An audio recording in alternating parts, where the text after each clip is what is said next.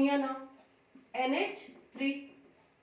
अब यहाँ देखो CH4 था, कार्बन के पास 4 इलेक्ट्रॉन आउटरमोस्ट शेल में थे और 4 हाइड्रोजन थे।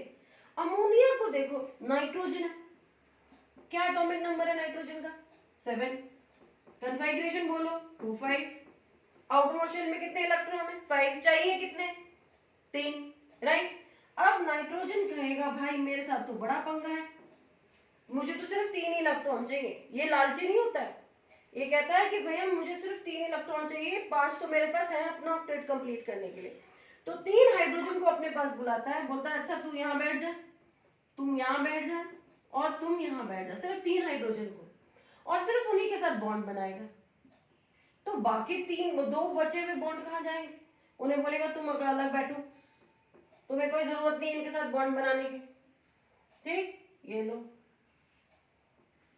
ये लो, ये लो। अब नाइट्रोजन का देखो 1 2 3 4 5 6 7 8।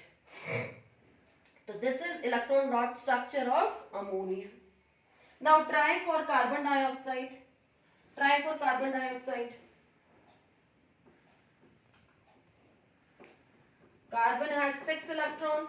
Do it on your own. It has 4 electron in its outermost shell. Oxygen has 8 electrons, 2 and 6. It has 6 electron in its outermost shell. Oxygen को कितने इलेक्ट्रॉन चाहिए 2, कार्बन को कितने चाहिए 4, कितनी ऑक्सीजन है 2, कार्बन कितना है 1, तो सेंटर में एटम कौन सा होगा कार्बन, राइट। यहाँ कार्बन हो गया, एक ऑक्सीजन यहाँ हो गई, एक ऑक्सीजन यहाँ हो गई।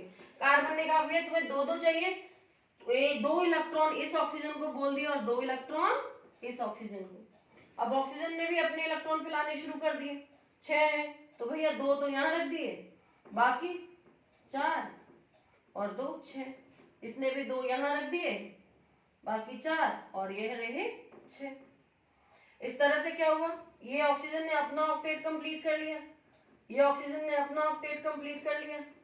अब कार्बन का देखो, ये लो भाई इसका ऑक्टेट कंप्लीट हो गया। तो बेसिक बॉन्ड अगर स्ट्रक्चर बनाऊंगी तो मैं कार्बन कैसा बनाऊंगी इसका,